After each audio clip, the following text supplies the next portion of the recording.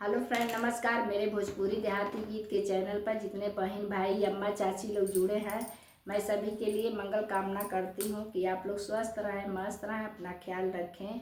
देखिए, बहुत एक झक्कास गारी गीत लेकर आई हूँ। बहुत अच्छा ये गीत है, आप लोग ज़रूर सुनिएगा। चुटकुला गारी गीत है। मन्ना को आंगन में खिचड़ी खाते समय का गीत है। आप लोग ज़रूर सुनिएगा। अपना ढेर समय प्यार दुलार दीजिएगा। जय माता दी। बोला बोला बोला बोला ए दुल्हे तू का खइबा। बोला बोला बोला बोला ए दुल्हे तू का खइबा। बोला बोला खिचड़ी का शुभ जेवन नार खइबा कि अपने बहिना का पाकल अनार खइबा कि चटक मटक भरल अचार खइबा कि चामे का डंडा का मार खइबा। बोला बोला बोला बोला ए दुल्हे तू का खइबा। बोला बोला बोला बोला ए दुल्हे तू का खइबा।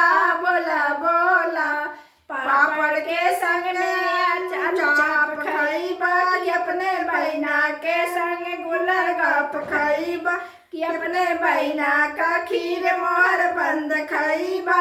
बोला बोला बोला बोला ए दुल्हे तू का खइबा। बोला बोला बोला बोला ए दुल्हे तू का खइबा। बोला बोला पातर खइबा कि मोट खइबा। दाल भात खइबा कि नोट खइबा कि कवन गाँव का पाकल सगर कंद खइबा।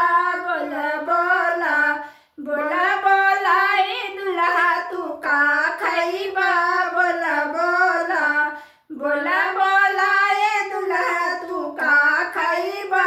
बोला बोला सेब अनार अरारोट खइबा कि छोटे लड़कन का चोट खइबा कि एहू से पातर मोट खइबा।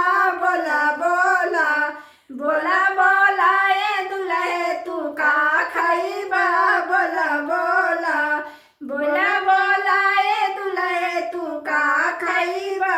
बोला बोला पेड़ा रसगुल्ला मशहूर खइबा कि नमकीन मिला के मोहन चूर खइबा कि आखिर तू कहियो जरूर खइबा। बोला बोला बोला बोला ए दुल्हे तू का खइबा। बोला बोला बोला